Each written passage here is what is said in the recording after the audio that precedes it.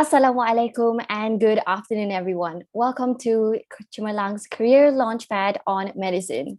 So this is actually the first of its kind, so make sure you stay tuned because you don't want to miss anything. All right, so if you're new to Chumalang, make sure you subscribe to Chumalang's Telegram at t.me/chumalang.org, or you can even scan the QR code that's displayed here.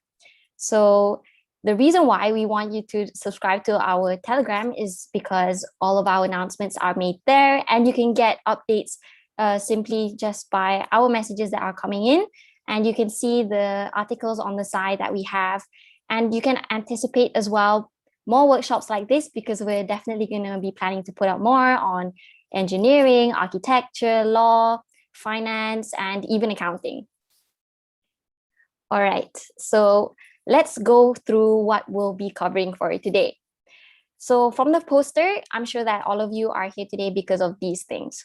We'll be talking on medicinal pathways, your expectations, and what to prepare in medical school, where you can go after medical school, the prerequisite exams that you would have to take to become a doctor's role, maybe a day in their life, and even briefly about the Code Black movement. So this is on today's agenda. Shortly after my short introduction, we'll have our first speaker for our first session, and then followed by our other two speakers. As you can see, we actually have a short Q&A session after each speaker. So that brings us to the don't forget notice. So you can write down all your questions in the YouTube live chat box or even in the Zoom Q&A box. Now, you can type your questions while the speaker is presenting. So don't worry about disturbing them. We're just going to go through them quickly right after each speaker has given their share. And lastly, this launchpad actually represents the opinions of the speakers and is for informational purposes only. So this does not reflect the views and opinions of their previous institutions and should not be taken as any form of strict medical advice or whatsoever. All right, without further delaying, let's introduce our first speaker. So Dr. Hana completed her Bachelor of Medicine and Bachelor of Surgery and was awarded her BSc in Surgery and Anesthesia at the Imperial College London. She is currently pursuing her Master in Pediatrics at University Malaya Medical Center. She was awarded the first runner-up at the 22nd Annual Scientific Meeting of the Malaysian Society of Pediatric Epidemiology, of Pediatric Hematology and Oncology, with her poster presentation on the outcome of pediatric epidemioma. So for fun, she has also been researching on the perfect chocolate chip cookie recipe for years and loves cats. So everyone, let's welcome Dr. Hana.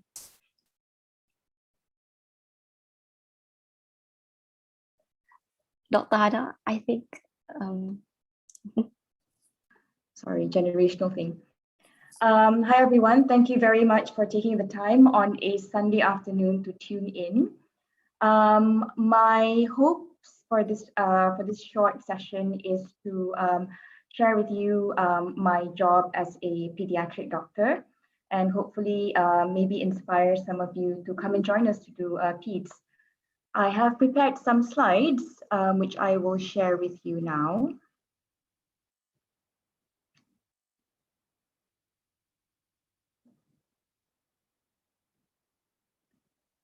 Okay, and I'm just putting this on full screen. Okay, Nelly, is that okay? Yep. All right. Okay, so pediatrics. I'm just going to go straight into it. Why did I choose pediatrics? I think when I was a medical student, pediatrics was not at the top of my list of specialties or careers that I wanted to go into. As a medical student, I was dead set on wanting to become a colorectal surgeon. So you can see how very different plans and what actually happens, what you plan and what happens in life, it can just be very, very different. I started to have interest in pediatrics when I became a house officer. I came back from the UK and I started working in UMMC, where I still work. And it was during my housemanship that I found pediatrics extremely rewarding, more so compared to all the other specialties that I rotated in. And at the end of the day, I felt that this was what I wanted to go into. So I came up with four personal reasons why I chose pediatrics in the end. The first of which is that I found it intellectually stimulating. We are dealing with a very wide range of conditions. So we deal with the smallest of infants, some of them, born far too early. They can be 400 grams at birth, which is like one kampi of beras, and up to the biggest of children, some of them 100, even more than 100 kilos. And the range of conditions that we see is very different from what people see in adult medicine. So we see metabolic conditions, so children who are not able to process proteins, they can't process lipids, children who are born with genetic disorders, so things which are inherited, congenital problems, heart problems, structural defects. So it is extremely, extremely interesting. So I found that more, I'm sure the whole of medicine, I'm biased because I've been doing this for, the last 4 or 5 years. But for me, I felt that pediatrics was a lot more intellectually stimulating compared to the other specialties that I'd done. Number two reason for me was that pediatrics is a holistic specialty. In this day and age, more and more people choose to subspecialize, meaning that you finish your housemanship and then you decide what career pathway you want to go into, and then you tend to subspecialize some more so that at the end of your training, let's say you decide to become an eye doctor, you might end up just looking after one part of the eye. So people become very, very subspecialized. Pediatrics, on the other hand, still maintains that generalist principle or approach to children. So even though, let's say one day I decide to subspecialize in maybe one part of the child's body, let's say the heart, for example, I would still need to know how to look after the child as a whole. And in that sense, pediatrics is unique because we still look after not just the subspecialty part of interest, but also the whole child.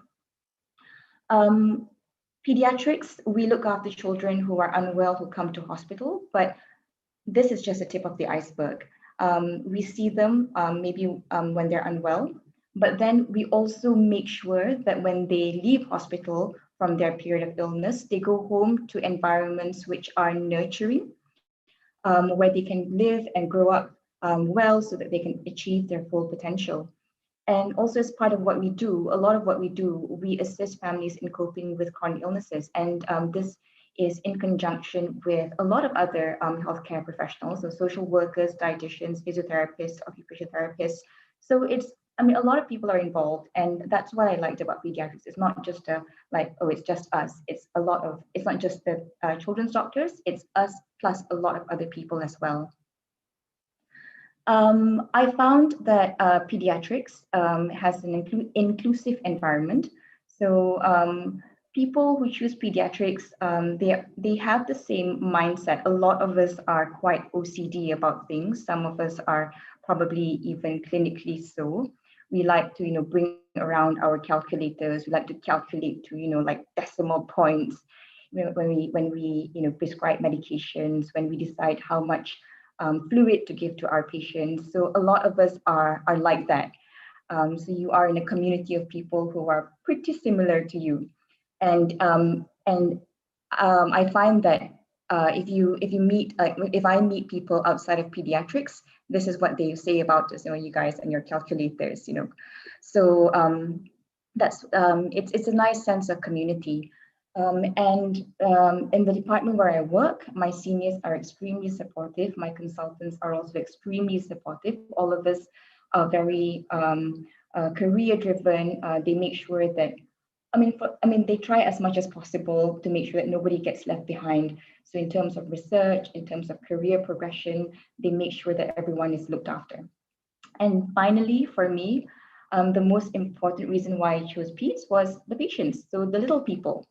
I can say with 100% certainty that there is no other subspecialty where you can find yourself having conversations about SpongeBob or Dora the Explorer in clinic. And these are actually important and meaningful conversations. It's not just wasting time, I think. And you talk about when you see adult patients, you tend to be more. You don't. I find that from my own experience, when I dealt with adults as a houseman, you want to talk to them. You want to talk to them about their lives, but then you tend not to have the time to. But in peds, you do have this time to spend with your patients. So you talk about their hobbies, their ambitions. They want to become a YouTube star. They want to have an Instagram page. These are the things which happen pretty much every day in my job. My patients are brutally honest. This can be a good thing and a bad thing. But for the most part, it's what I enjoy about peds. If they don't like me, they tell me. If I smell, they will tell me. If I'm, wearing the wrong shirt or like a very strangely colored pair of trousers, they would tell me as well. And I do appreciate that. You don't get this honesty in adult patients.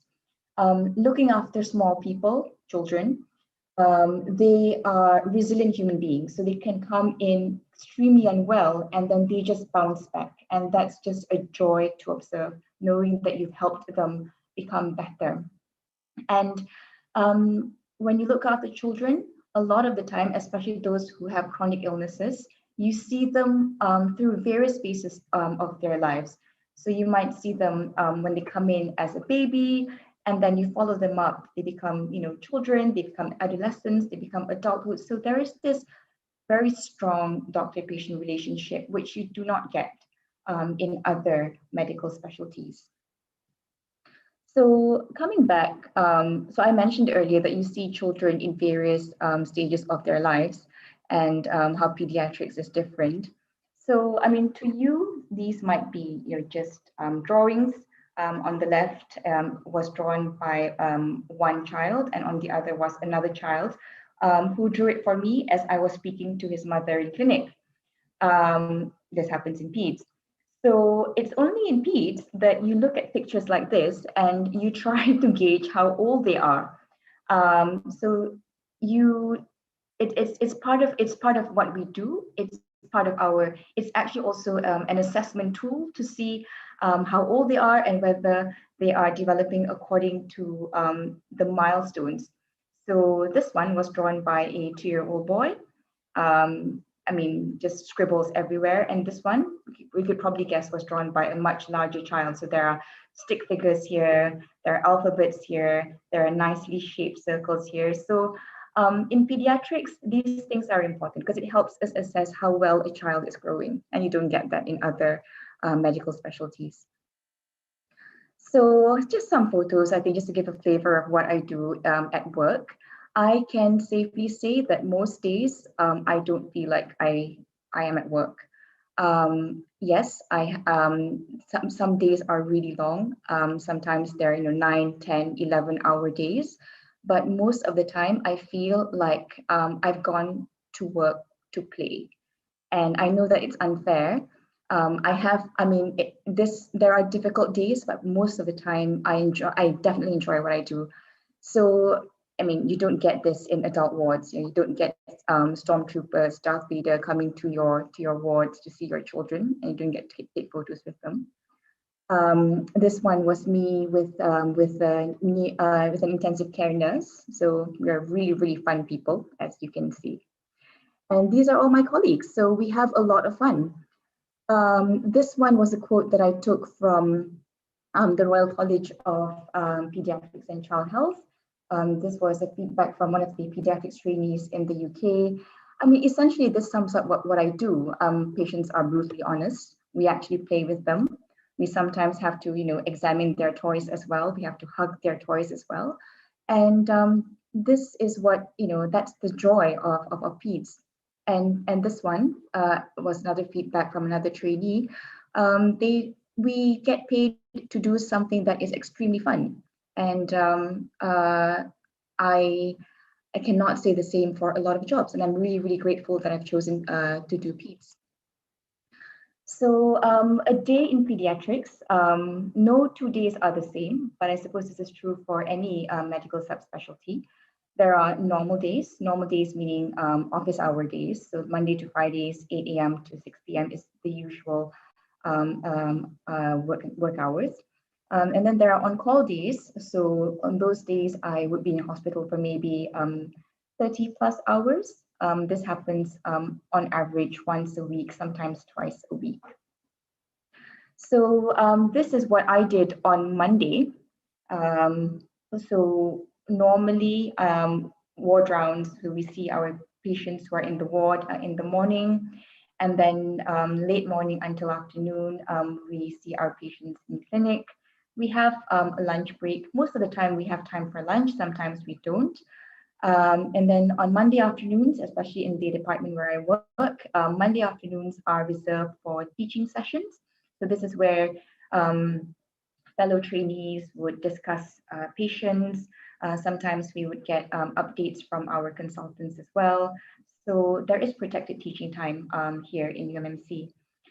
In the afternoon, on Monday, I saw referrals for new patients who needed consult. I checked in on my patients in the ward. And then on Monday also, I happened to be on call. So normally, the tradition here is that there will be an on-call handover. So the on-call team would go from ward to ward, talking to the teams who are usually looking after the ward and asking them, like, who needs to be seen at night. So there are doctors around 24 hours a day. So during my call on Monday, so we started our night round seeing the unwell patients at 8:15, and this went on until about midnight. However, some nights you get sleep pretty well. Monday night, unfortunately, was not the best of nights because I got consultations for various emergencies and problems from my colleagues. I found myself counseling parents in A&E at 2:30 a.m., got some sleep, and then at 7:30 a.m. it was basically spring out of bed because there was an unwell baby who needed help. So this is what I did on Monday. Wednesday tends to be more admin work for a lot of us in peds. We see our patients and then we wait and then we spend the rest of the day doing admin work. Maybe there will be some individual research or study time, but throughout the day, if we get called to see patients in the wards or in A&E, we would go and attend to those patients. Very quickly on the training pathway, I think this will coincide with this, with what has been happening with junior doctors contract MOs. You might have heard about it. What I can say is that the situation is dynamic.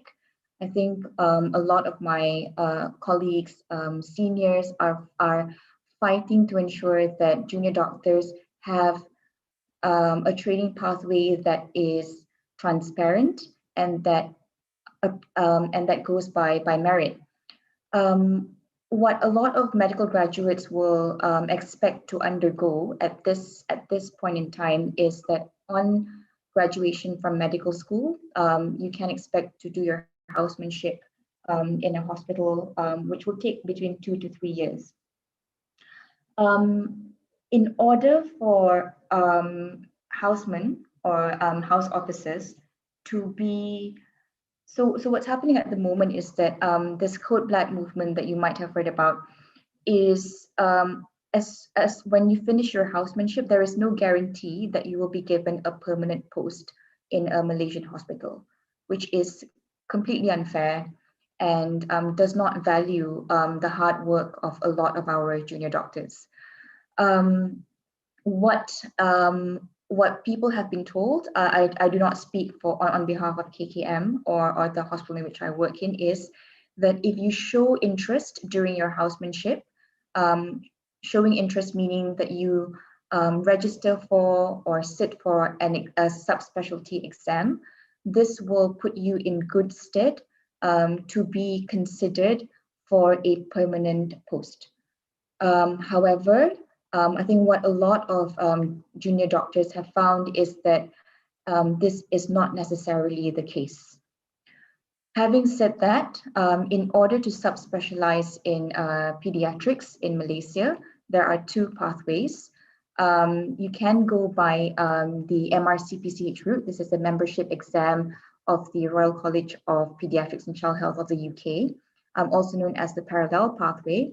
Or you could do what I have done or what I am doing, which is a master in pediatrics. You can choose to do both if you would like, but most people choose one or the other. With the parallel pathway, the membership exam, the downside is that the fees for the exams have to be borne by the trainees themselves. So if you manage to sit for all your subspecialty papers in one sitting, you might be expected to pay between 7 to 10,000 ringgit. This is out of your own pocket. No one is going to pay it for you, unfortunately. This is if you pass first time round every time. And if you have to resit exams, then the cost will obviously be a lot more. The downside to MRCPCH is that it is self-directed. You will have a logbook that you will need to complete before you are allowed to be appointed as a specialist, but there will not be a structured training program. So there has to be a lot of personal initiative in order to become a specialist via this route. Some people manage to get through the exams first time round, which means that they get the full qualification within 2 years, some even fast, maybe within 1.5 years. But you need a minimum of 4 years pediatrics experience before you can be appointed as a specialist. Most people, especially those who have been working in a Malaysian hospital for maybe 2 or 3 years for 2 or 3 years after completing their housemanship, would choose to go down the Master of Pediatrics pathway because a lot of these candidates are sponsored by Kementerian Kesihatan. So they come onto the program on a scholarship, which is great, so no money out of pocket. Downside is that there is a waiting list, so they go by seniority. Most people wait at least 2 years to get onto a program.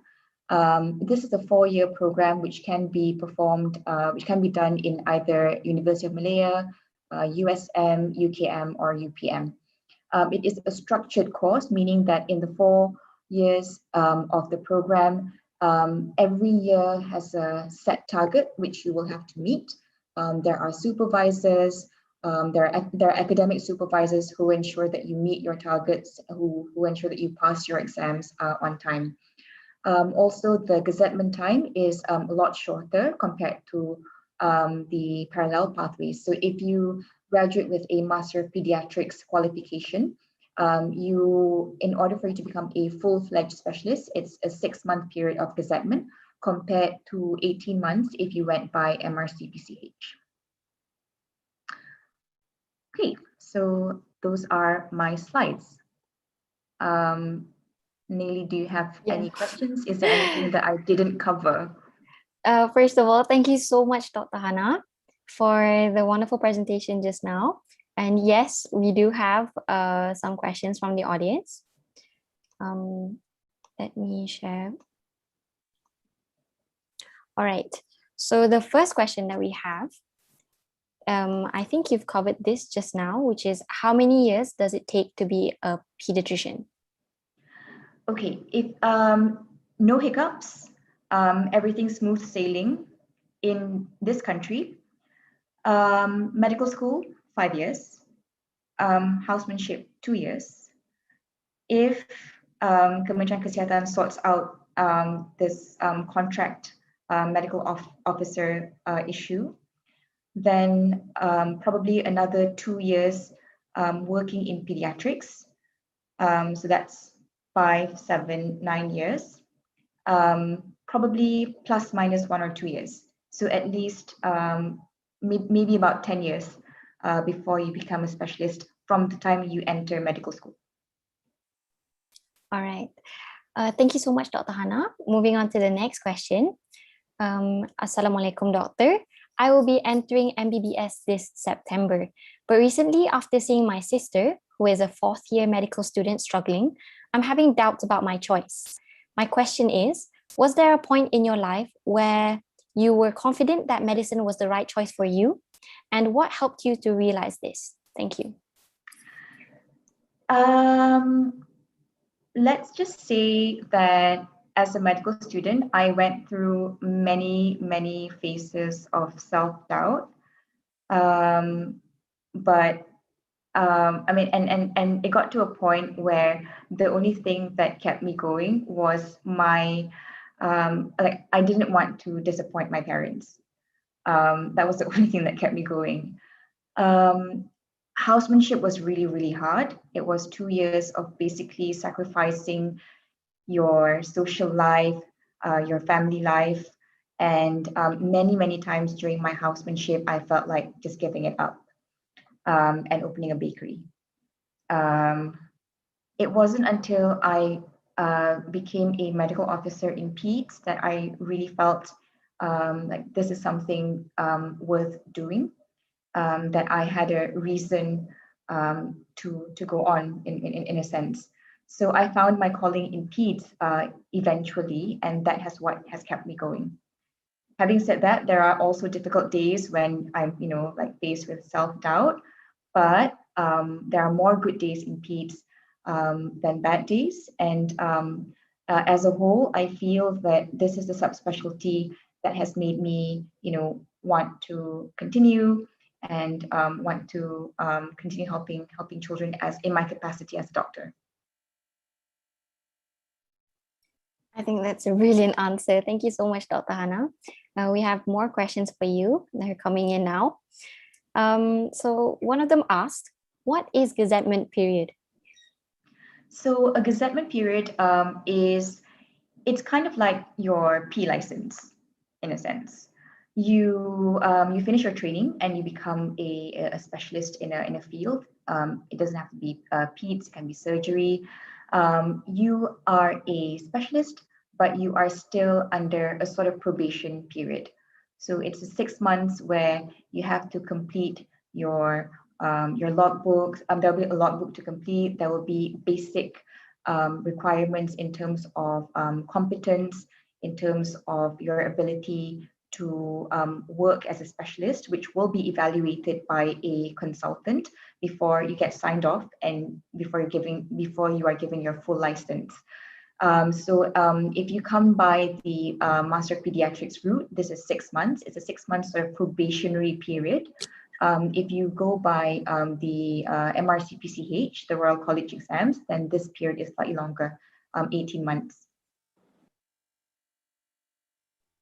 Thank you, Dr. Hana. The next question is, Dr. Hana, working in pediatrics, sometimes you might have to face with babies suffering, and some of them are in extreme pain, and sometimes they can't hide it, causing them to cry out. How do you mentally overcome your emotions during such a hard period? There are means and ways to ensure that procedures are as comfortable as possible for our children, for our babies. There are lots of pain management methods. So for our infants, for example, we give them, there is sucrose, which is a kind of sugar, which will keep them calm as we perform procedures.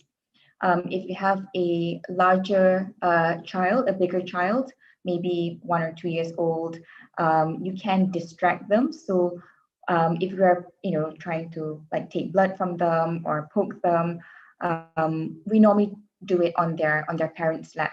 So that makes them feel safe and calm. We try to distract them. So we normally ask the parent to, like let them watch a video or something, and that works pretty well. And then finally, there are medications. There is a topical anesthetic cream, something like when you get your ears pierced and you spray the cool spray. So we have that as well to minimize pain for our children. Thank you, Dr. Hannah. Let's answer a few more. So one of them asked, can I go to medical school right after SPM, or do I have to complete undergraduate studies? Well, medical school is undergraduate studies, although there are postgraduate entry programs. Typically, after SPM, you will have to undergo a foundation program. So this is either A-levels, IB, or there are I think mainly you're doing a foundation program specifically for medicine at UM. So UM does offer that. So this is normally 18 months to 24 months, or STPM even, before you can apply to medical school. So a lot of people, so you can either go to medical school via as an undergraduate, meaning medicine will be your first degree, but there are also there are graduate entry programs. So these are people who might have done a basic degree, a basic science degree, for example, and then they go on to do a graduate entry program, which is a little bit shorter compared to an undergraduate medical program. I see. Thank you, Dr. Hannah. Let's take two more questions. So can I complete my housemanship overseas, or do I have to do it in Malaysia? It depends on what your plans are, what your future plans are. Let's say you graduated from an overseas university, and you have the option to work abroad. By all means, basically it's up to you where you decide to do your housemanship. What is available to you at the time, what works with your circumstances at the time. For me, I came back to do my housemanship because of family reasons. Had I decided, I mean, there was also an option to stay in the UK to do my housemanship, but I chose to come back for personal reasons. If you choose to do your housemanship abroad, you can come back to Malaysia to work. It will not be as a house officer, obviously. You will come back to work either as a medical officer or a specialist, depending on what stage of training you return to Malaysia. I'm not sure if that answers your question. I think it does. Thank you so much, Dr. Hannah. Now moving on to the last question for you. How much has your job changed ever since COVID hit? Working in PEDS, we have found that children who are infected with the virus are more robust compared to adults.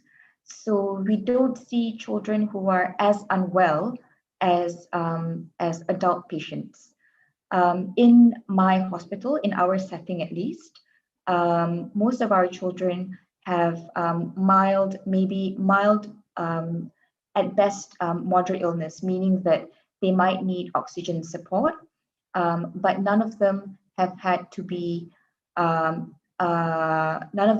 receive the level of care that you might have read about in adults. We think that the reason why children do not develop the kind of disease that adults do is because of immature immune system. Although information about COVID is always changing since we as we learn more and more about the virus, but the postulation is that because of the immaturity of the immune systems of children, they don't mount an immune response that would self-destruct as we see in the adult population. So to answer your question about how COVID has affected my job, yes, we are seeing a lot of COVID patients, and we are having to make more and more beds for them. But at the same time, At the moment, I think in terms of manpower, we are still surviving. In peds, so far we are still able to breathe. But I suppose as the number of cases continue to rise, we might have to start, responding in the way that adults do. But so far, touch wood, in peds, we're still okay. Thank you, Dr. Hannah.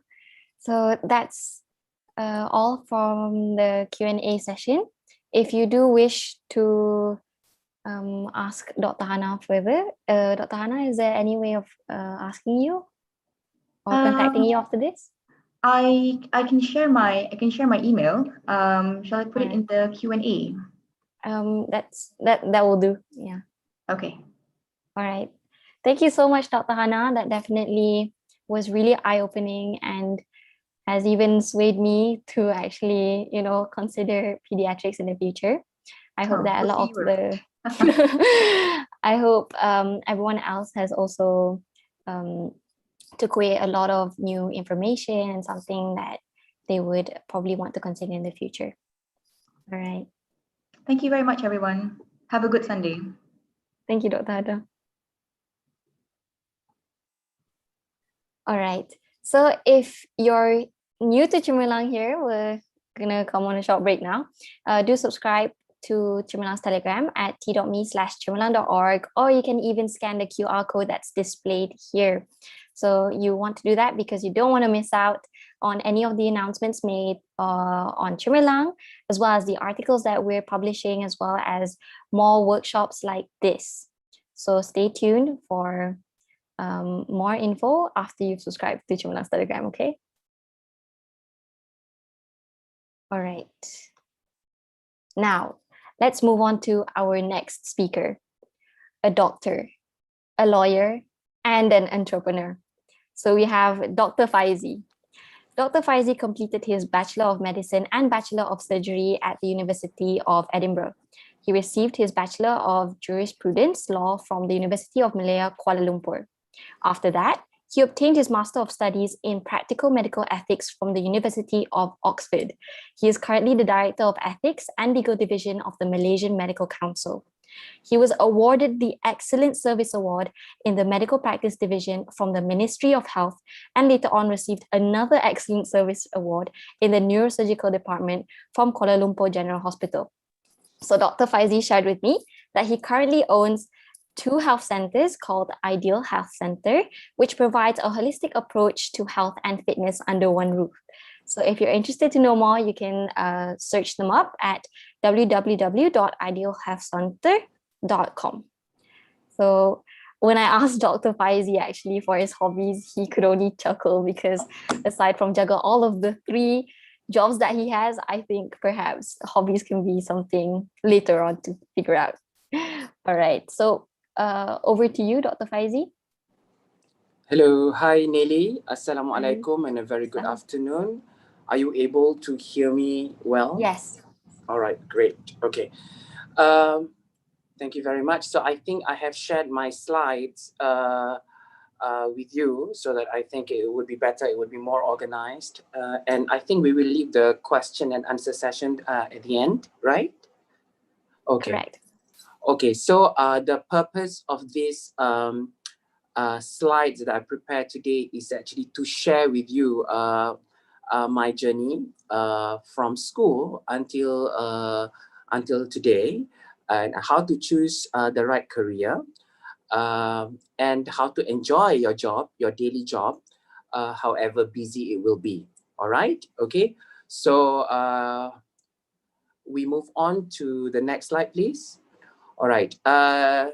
So basically, what I'm sharing with you today is what I faced before when I was at your place. So there were 7 bad reasons that I thought would be very dangerous when you are at the stage of choosing your career. All right. Number 1, status and money. If you're choosing medicine for that will not be a good reason to do so. Perks and validation, and the statement that people keep telling you, but you are so good at it. Number 4, following your friends. Number 5, making your parents happy. Number 6, job security. Number 7, because you are interested in it. So what are the good reasons to choose a career? Yes, passion, passion, passion, passion, passion, and passion. So if you want to choose medicine as your career, then you have to have passion in it, because, go to the next slide, please. If you do what you love, you will never work a day in your life. Like what Nelly has explained to you, at the moment, I'm the Director of Ethics and Legal Division of Malaysia, where I pretty much do my legal work. And at the same time, I own 2 health centers where I see my patients. So in one day, I have got to divide myself into a few parts: working as a doctor, working as a lawyer, and working as a businessman. So I start my day at 7:30 in the morning, where I would go into my legal office to basically start reading cases, going to courts, meeting clients, meeting doctors, meeting complainants, respondents, meeting other lawyer colleagues and stuff like that. And then after that, I would go to my, because I have 2 health centers right now, so I would go to my first health center in Setiawangsa, and then after that, I would see my patients in Bangsa, and that will continue on until 12 at night, 7 days a week. So if I don't love what I do, I will be dreading every single day. So that's why we have to have passion to do what we do every single day. And if you do have passion and love what you do, you will never work a day in your life. All right, so let's move on. So this is just a little background, my academic background, to share with you guys. So if you have any similar interests in what I do, so this is something, a pathway that I probably have opened up for you guys to think about, to consider. So I did my, I had my Bachelor of Medicine and Bachelor of Surgery from Edinburgh University a million years ago. Let's not talk about which year exactly. And then I had my Bachelor of Laws, Jurisprudence in University of Malaya. And then I did my Master of Laws, LLM in Medical Law and Ethics from the University of Edinburgh again. And then I had my Master's in Practical Ethics, specializing in neuroethics and rehabilitation from University of Oxford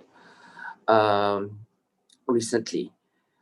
So because of these papers, certifications that I have, I'm currently holding the position of Director of Ethics and Legal Division, Malaysian Medical Council. If you want to be doctors, you need to know you need to know what Malaysian Medical Council does, and then it is actually a federal statutory body that functions under the Medical Act 1971 to register and regulate doctors or medical practitioners. And for the past 10 years, 10 years ago, I have actually founded and became the CEO of Ideal Health Center, which are currently operating at 2 centers in Bangsa and Setiawangsa. And they are the first health centers in Malaysia that incorporate health, fitness, and rehabilitation under one roof. So just to let you guys know, right from young, when I was your age, 1997, 1998, I think people ask me, what do I want to be when I grow up? And I remember telling them, I want to be a doctor, lawyer. And what the hell did I know back then? I had no idea, but that just came through out of my mouth quite smoothly. So I think I'm living the dream. I'm the doctor at the moment. I'm a doctor at the moment. I'm also a lawyer, and I'm also running 2 businesses, which I'm very happy about. Next. So I just want to share with you my daily work as a legal practitioner. discussing cases with our fellow MMC legal advisors who are also lawyers. This is before COVID happened, by the way. That's why we are not wearing masks and there was no social distancing. Continue on.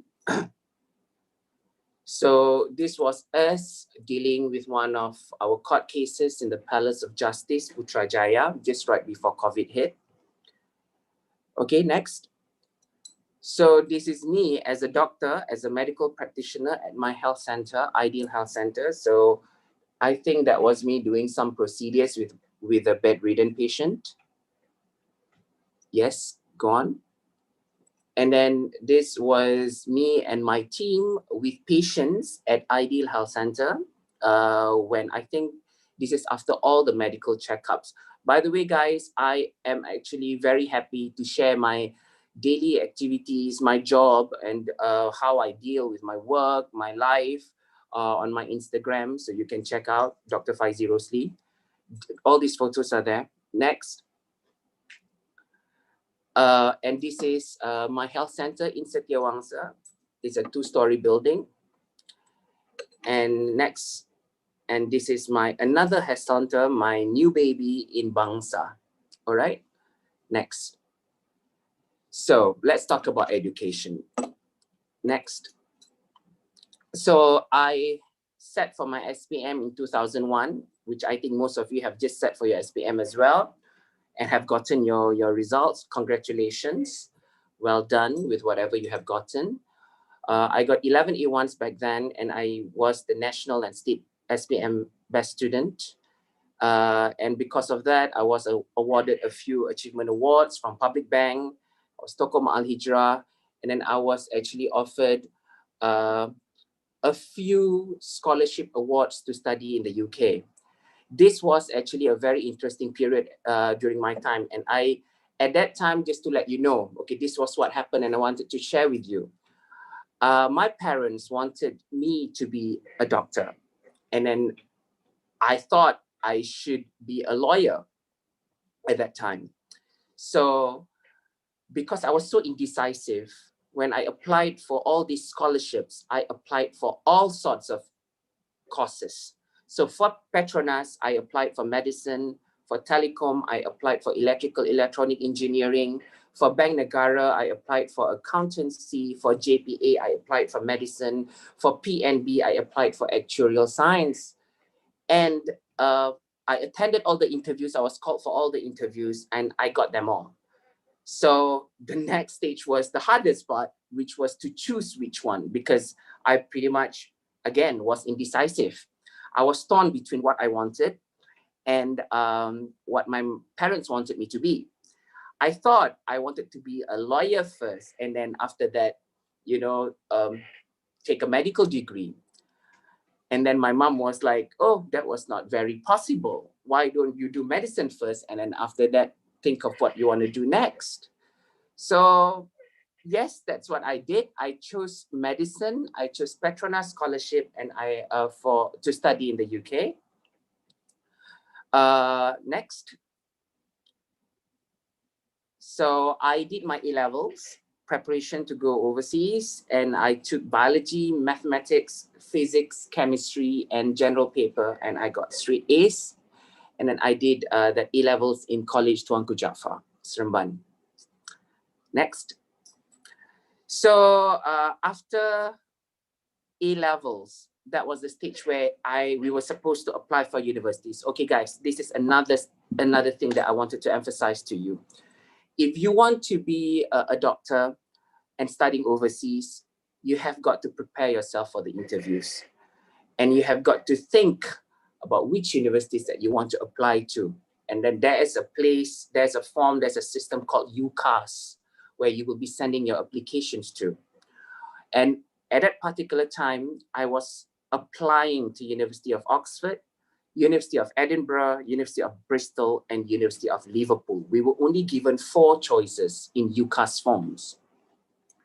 So I remember I only put 4, which was Oxford, Edinburgh, Bristol, and Liverpool. And then it was, I sent the application form to my 6th form coordinator at that time.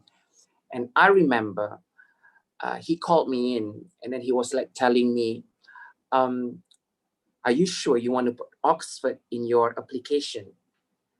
Because it's pretty much wasting one of your seats. It's kind of almost impossible to get in for a foreign student, because at that time I was in College Tunku Jaafar, so I was studying in Malaysia, I was studying locally. So I was asked to actually withdraw from that application because they think that it was such a waste of a place, of a uni to apply. So that was when I sent, I think, an email or a letter back to UCAS saying that I would actually want to withdraw from Oxford application and replace it with another university called Newcastle. So at the end, as far as I knew, I applied to Edinburgh, Bristol, Liverpool, and Newcastle. For interviews, I was called to the UK for interviews for Bristol. So I went to Bristol for the interviews, and I got an unconditional offer, because this happened before your A-levels, your final A-levels. So if you get unconditional offer, that just means that it doesn't matter what you get for your A-levels results. In your A-levels results, you have secured a place at the university. So it was such a relief. So I came back happy from Bristol, and I came back to college. And I remember I started my day and I was called by the principal, Faizi, you have got to go back to the UK again, because apparently Oxford called you for an interview. So I was like, how come? I have withdrawn my application from Oxford, as you know what you guys asked me to. Apparently, my UCAS application to Oxford went through, and until now, I still don't know how that happened. So I was like, okay, what the hell, why not? So I went to Oxford for another interview, I think just a week later. And I came back receiving a conditional offer of 3 A's, all A's, actually 3 A's from Oxford. And then for Edinburgh, there was no interview at all. Bristol, I've gotten that already. Liverpool and Newcastle, the interviews are in Malaysia. So I attended the interviews in Malaysia. And then Alhamdulillah, I got them all. So again, it was another stage where I had to decide which university that I wanted to go to. Petronas, my sponsor at that time, was fine with any university. So I was choosing between traditional course, intercalated course, problem-based learning.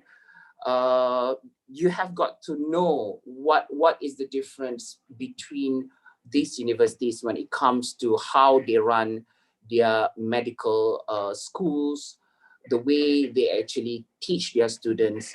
And because of that, I end up choosing Edinburgh University in Scotland.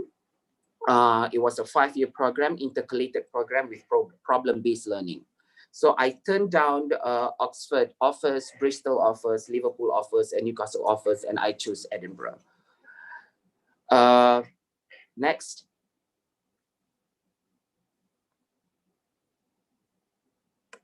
Next slide, please. Okay, so all right, so I actually went to Edinburgh, and then I had my Bachelor of Surgery and Bachelor of Medicine, MBCHB, and I became the best United Kingdom Petronas Scholar 2006, 2007, 2008, and 2009. I graduated in 2009. Guys, one thing that I need to tell you, if you want to do anything in life, when you study, you have to work really, really hard. You have to study hard, you have to work really hard, you have to really put focus at your work, but at the same time, know how to have fun. That's why if you follow my Instagram, you would know how much I'm having fun while I'm doing all these things. All right, you have got to have, okay, I wouldn't want to say hobbies, but something to actually keep you sane, basically. But don't forget to work hard, because I work really, really hard, especially during my undergraduate years. Next. So after 2009, I took a year out. I took a year out before I decided where I wanted to work, whether in Malaysia or in the UK. So I went to New York, I went to US, and then I did my attachment in Columbia Hospital. That was when I realized, wow, they have like a huge gym attached to the hospital, and I was wondering why. So apparently the gym was part of the hospital where they actually promote exercises to treat metabolic syndromes or non-communicable diseases like hypertension, hypercholesterolemia, obesity, stroke, etc. So this particular intervention is their first line of treatment. Medication would be their second line of treatment, and so on. So I was intrigued. So that was when I actually took another certification with American College of Sports Medicine in 2010, and I finally was registered as a professional member of the Sports Medicine and Exercise Science Organization, ACSM, and I completed a research on medical exercise therapy in the treatment of metabolic syndromes. And then this medical exercise therapy has become a structured program, which is a core program at Ideal Health Centers when I started opening my health center 10 years ago. Next. So just to let you know, when it comes to my studies, my career, there were a lot of overlaps, okay? So which means at one point, at a few points of my life, I was actually doing multiple things at one time. It's possible. It was not easy. It was difficult, but it is possible. So this is one thing that I do, which is a degree in law, which I was doing when I was busy undergoing my training in Hospital Kuala Lumpur. So I took up a degree in law because, like I told you right from the beginning, when I was young, in 1997, 1998, when people asked me what I wanted to be, I want to be a doctor lawyer. So I knew that I had to execute this. So I went to register for this law degree in University Malaya. And I remember when I went for the registration, I went alone. My parents had no idea. No one knew.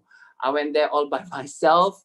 And then I registered and I studied without my parents knowing. I was actually studying in my room late at nights. I remember going to classes. They were wondering how come I was extra busy. They didn't see me in the weekends, but I told them I was busy on call when I was actually, yes, I was juggling on calls and attending my legal law classes in the UM at that time. So finally, I got my Bachelor of Law degree. I became one of the top students in the year. Continue, please. And then then I didn't want it to end there. So I did my master's, my LLM, Masters of Laws in Medical Law and Ethics from the University of Edinburgh. The idea came through when I was told that if you are an alumnus of Edinburgh University, then it would be easier for you to join the program. So I was just trying my luck, and Alhamdulillah, it went through. Just to let you know, for this master's in University of Edinburgh, and then the degree in University of Malaya, I actually funded my studies on my own. But I worked really, really hard. I did locum all around the clock before I opened my clinic. And then once I opened my own health centers, those money helped me out to actually fund my studies in my degree in law and master's in law. Next. Then master's in University of Oxford. I did Masters of Studies in Practical Ethics, specializing in neuroethics and rehabilitation. And then for this course, I was sponsored by MARA. Okay, I applied to MARA and I finally gotten that. And then, yeah, so because I knew when I actually turned down Oxford for my undergraduate degree, I knew that I needed to come back. I needed to come back to study in Oxford. And it started with just, like a dream like that. And I really had to but knowing me, I knew that I had to execute that. I need to make that happen.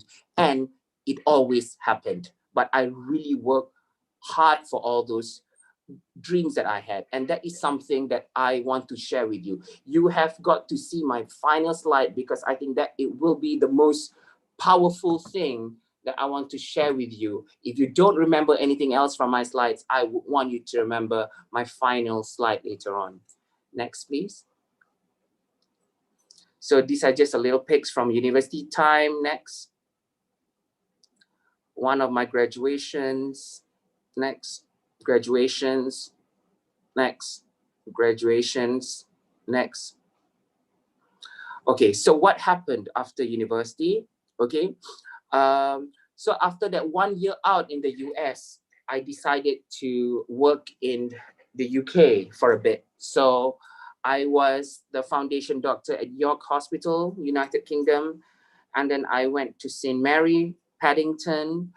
Then I came back to Malaysia. I came back to Malaysia because my mom was not doing well at that time. She has nephrotic syndrome and she has relapses remission. So I thought I have the responsibility to take care of her. So I came back to Malaysia, and then I was in neurosurgical department hospital Kuala Lumpur for the longest time when I was actually doing all my degree in law with UM. All right. And then with all the law certifications that I have, like what I told Nelly yesterday, I went to see our big boss, the Director General of the Ministry of Health at that time, and then offered my expertise in medical law. So I was put in a medical legal department, medical practice division as a senior assistant director. I think this was somewhere in 2014, if I'm not mistaken. And then I became the head of litigation and training, medical legal department. And then until I got promoted 3 years back as the director of ethics and legal division, Malaysian Medical Council. And then throughout all this, I actually founded my own health centers where I applied my passion in rehabilitation and neuroethics, and then my certifications in medical exercise with American College of Sports Medicine into practice in Ideal Health Center. Next. So to cut it everything short, okay, I have attended a lot of interviews as an interviewee as well as an interviewer. Okay, and as an interviewee, I have never failed any interviews. So I would like to share with you what the tips to be successful in all interviews, future interviews that you may have. First of all, on the day itself, please do look good and appropriate. Research the university or the company that you are applying to. Okay, clarify your selling points, why they have got to choose you. You need to know your strength, and then you need to know your weakness. But the weaknesses that you are referring to are the weaknesses that can sell you. All right. So, and you have to know the reasons why you are applying to all this. Okay. Anticipate. You guys are bright students, so anticipate the interviewer's concerns and reservations. Okay. Prepare for all common interview questions. Line up questions for the interviewer and make sure those are intelligent questions. Practice, practice, practice in front of the mirror. Be confident and then make a good impression. Score a success in the first 5 minutes. That's very important. Make your selling points clear. Think positive. Bring all your certificates and resume. Make sure that your resume is updated. Make the most of the tell me about yourself question. That is the most brilliant question for you to sell yourself. Speak the right body language. Speak with points. Close on a positive note with enthusiasm, and do not be annoying. All right, next. So this is my final stage. Sorry, my final slide, okay? And then if you don't remember anything from my presentation, I want you to remember this. When someone says you cannot do it, you do it twice, because that's what I did. They told me it's impossible for you to do law and medicine at the same time. It's impossible for you to run a business at the same time. I do it all, and I do it twice. And then if you have got a dream, you have got to protect it. And I did have a dream since I was in 1997. People asked me, I remember, what do you want to be? I wanted to be a doctor, lawyer. I protected my dream. People cannot do something themselves. They may tell you, you cannot do it too. But if you want something, you go get it, period. And then this is a line from the movie Pursuit of Happiness, but it is so powerful because that is how I live my life, and I want you to live your lives too. I think that's all. I just want to share this with you, and I hope I have delivered. Thank you. Thank you so much, Dr. Faizi. That was extremely impressive, and I myself also cannot. The only thing I can't remember is basically your list of achievements on all of the slides. So right now, we want to actually move on to the Q&A session. Is that okay? Sure. All right. So we have our first question. Salam, Dr. Faizi. How do you manage your time for work and family with all the work that you do? Oh, all right. Yeah, that's a very good question. I do have very little family time. That is actually very true.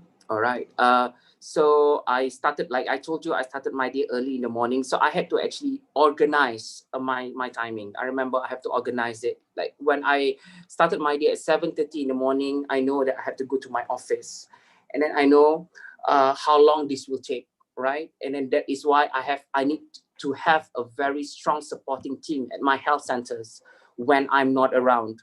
So I hire a good team to run my health centers when I'm not around. And then I actually, at my health centers, when I first opened, I had to make sure I was the first person to arrive and I was the last person to leave. And then my health centers, I see patients based on appointments. So I will actually assign the appointments based on my availability. So there will be time for my health center in Setiawangsa, and there will be time for my health center in Bangsa. Usually my work will finish around 10 or 11 before they all close the accounts and stuff like that. And then when I come back, I would be like, freshen up. And then that was the time that I would be studying for, I think, 2 hours until 2 o'clock. And that happens on a regular basis because, I studied throughout my years of working. So I make it a habit to actually study before I sleep. So I would study until 2 o'clock in the morning, then I sleep, and then the cycles happen again. But at the same time, before COVID, I remember taking 1 or 2 weeks off on a regular basis, 3 months or 4 months time to go on a holiday with friends, with family, just to keep myself sane. That is very, very important. And I'm very lucky to have a very supportive family, okay? My parents, my sister, and then a very supportive team in the health centers who actually support me throughout. They know all the multi-commitments that I have, and then it has not been easy, but it works out. Yeah. Thank you so much, Dr. Faizi. Moving on to the next question. What are the features and aspects to consider when choosing our university? Great. Like I told you just now, when it comes to medicine, because they have a different system when it comes to medical schools. They have a traditional program. First, you have to know the duration, because some of them they have 5-year programs, some of them they have 6-year program, and you have to ask yourself whether that matters to you or not, that matters to your sponsors or not.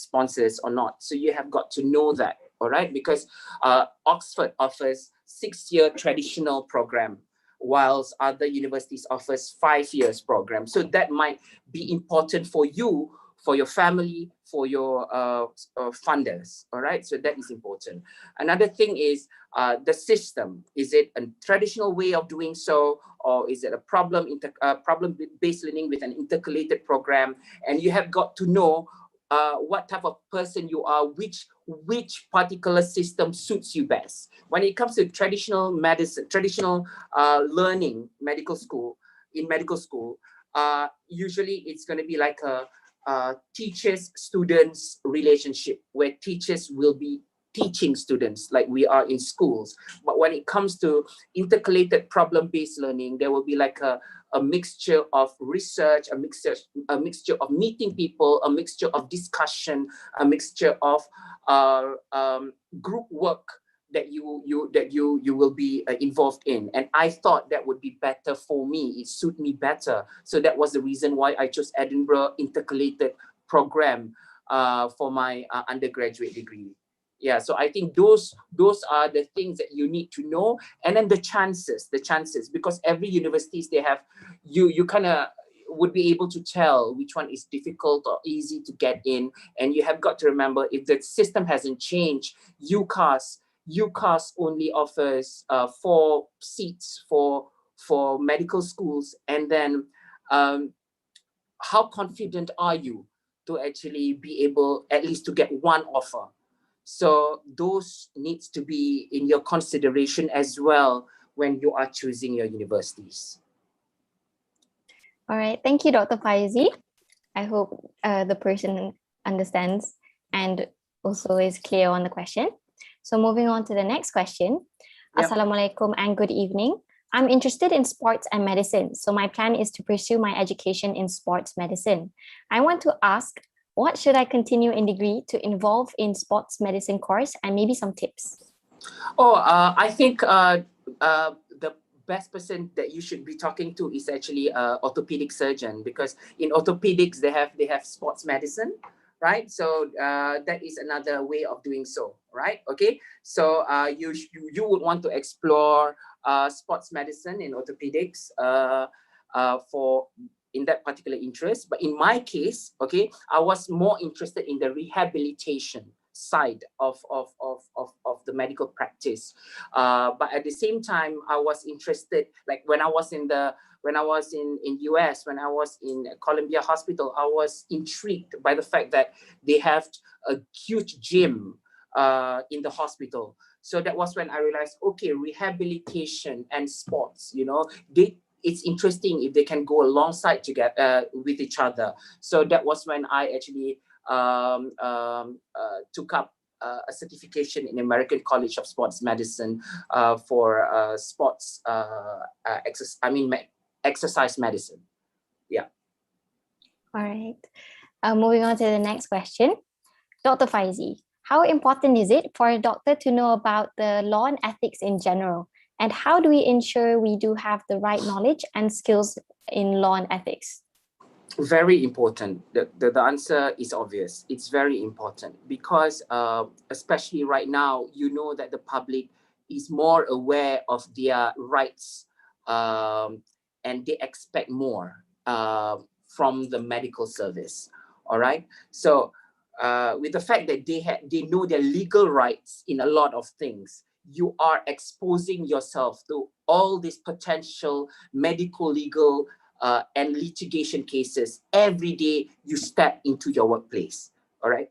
Every day is a risky business. Okay. So to make sure that you are reducing your risk of getting exposed to all sorts of possibilities, legal possibilities, you need to be aware of ethics and legal clauses and provisions in your career. So as a doctor or as a future medical student, you should be conversant in the Medical Act and Regulation. You should be conversant in the Code of Professional Conduct, in the Good Medical Practice Guidelines. These 2 guidelines are actually in the Malaysian Medical Council website. And then there's so many other important guidelines like consent guidelines, confidentiality guidelines. And recently I wrote new guidelines on advisory on telemedicine, especially during this pandemic period. So those are like very fresh guidelines that I think all of us medical enthusiasts needs to be updated on. Yeah. Thank you, Doctor. So we're going to take a few more questions. Sure. Assalamualaikum, Doctor.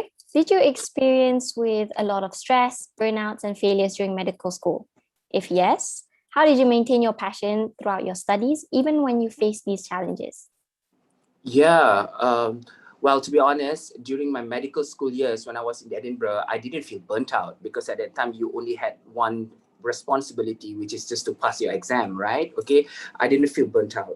But yes, you experience a lot of stresses from regular day-to-day activities, from family, because I remember at that time my mom was not well. She was in and out of the hospitals a few times when I was in the UK and she's in Malaysia. So you were stressed because of that.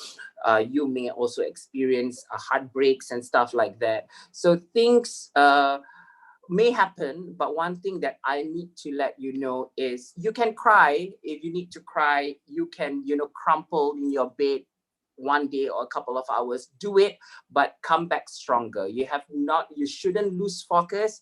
Wake up, get up, and come back stronger. One way of actually dealing with heartbreaks and stresses is actually to work hard and work really, really hard. I think that's what I think, and it has been working well so far. Thank you, Doctor. I think we're going to take two more questions. So one of them asked about your study method. So what kind of study method should I practice as a medical student later on? I've heard that reading textbooks and doing past year papers could only, help so much to become a good medical graduate.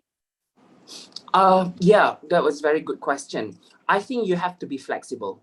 That is the most important thing, all right? Because you don't know what your future beholds. So when it comes to medicine, there's a lot of application. I think Dr. Afiq and Dr. Hana will agree with me. There's a lot of application. So it's not just reading up your textbooks, okay? You have got to apply it in your day-to-day activities, especially when you're working and studying at the same time. You read something tonight and you might see it tomorrow, the next day. That will help your memory a lot. All right, that is one thing. It's all about application, okay? But when I started studying law, then I realized things change because there are too many words, and then there are less graphics. There's no pictures. When you study medicine, there's a lot of anatomy, graphic anatomy, pictures everywhere. So you can imagine things, right? So as for me, I would love to imagine things to help me memorize. So some people may call it graphic memory or something like that. But when you look at it, you can imagine it works and it makes sense, and that's how you memorize it. But when it comes to law, there's no pictures, there's no system, there's nothing. So I was struggling at first. Then I came up with a plan. So I started, I use so many colors because I'm not a very good at writing notes. I actually listen and read and remember. But when it comes to law, because you had to memorize things, so I remember using so many colors for different chapters, different topics, and then I would look at that particular page with different colors and try to remember the page, right? I tried to remember the page, and not word by word, but remember this paragraph in yellow actually explained to me this, and then this paragraph in green actually explains this to me, right? So when it comes to exam questions, they were like asking me the principles of blah blah blah blah. I was like, oh yeah, that would be in that paragraph in yellow. And then that paragraph in yellow, actually, then things just start to flow down smoothly because you remember the whole aspect of the page and not just words by words. It works for me. I think this is very individual. Those are my methods and it worked for me so far.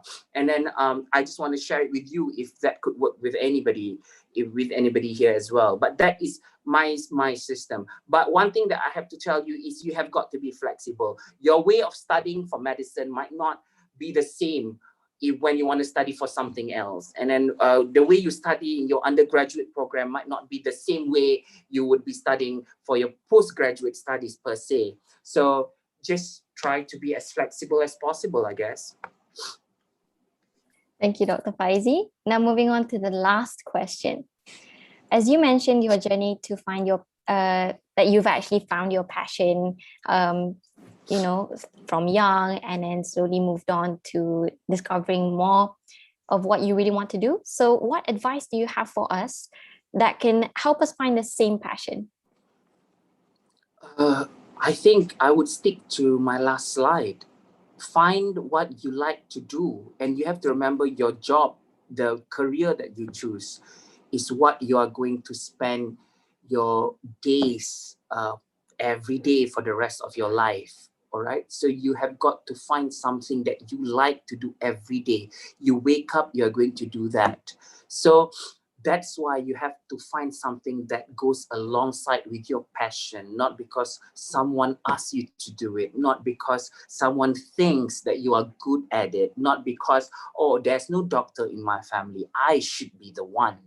You know, you have got to find something that you like. So once you do something that you like, you don't feel like you are working. Because I am right now at a stage of my career life where I am very happy waking up in the day, looking forward to go to work despite the current circumstances, and come back happy at night. And I remember in my recent post on my IG, I am dreading Sundays because Sundays are my my least busy day, and I hate it. I am looking forward to Monday to have more appointments lined up for me, because I really love my work. I really love what I do. And this is what I want you guys to have at the end of the day. Thank you, Dr. Faizi. So this is that's it from all of the questions. That was a super energizing talk. I think maybe you can try becoming a motivational speaker next.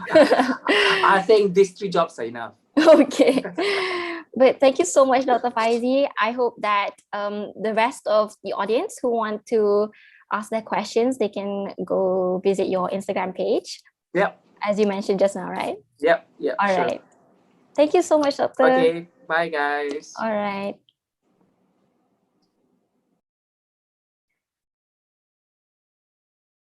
All right. So now moving on to our last but not least, our speaker, Dr. Afik. So Dr. Afik completed his medical degree at the Russian State Medical University, Moscow, all the way in Russia. He obtained his master in emergency medicine from the University of Malaya, Kuala Lumpur, and is currently a specialist in the Department of Emergency Medicine, University Malaya Medical Center. He is active in many NGOs, including Ikram Health Malaysia, Medic Alert Malaysia, Imam Mercy, and MyCare. He was the chairman of Selangor Bebas Asap Rokok campaign as well. So Dr. Afik also enjoys running, playing football, and rugby. Ladies and gentlemen, Dr. Afik. Okay, thank you very much, Naini, for kind introduction for me. Assalamualaikum and good afternoon to everyone. Okay, may I share my slide? Is it okay? Yes. Okay. This will, yeah, the other one need to stop the sharing first. Okay. Okay, this is.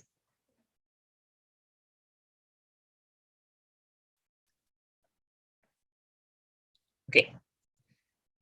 Okay, thank you very much. Okay. So I have about 71 of participants in front of me. Okay, this is adik-adik me level lah.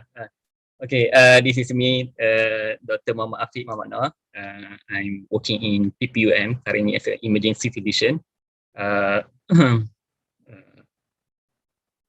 I study in the Russian State Medical University. I was in KYS in 1999 to 2003. Yeah, I think about 18 years ago. Okay, so thank you again for Cemerlang team to invite me for as one of the panelists today for the sharing career pathway, career talk. I think this is a very good initiative by the Cemerlang. To share and put our experience. Then to motivate all of you and maybe to guide how to know better about the medicine and what you can do, what is the plan if you want to pursue in medicine. Okay, so basically I think this is very important. You need to know what is your ultimate goal, why you want to become a doctor. I mean, if you take medicine as a future as you want to further study in medicine, you become a doctor lah.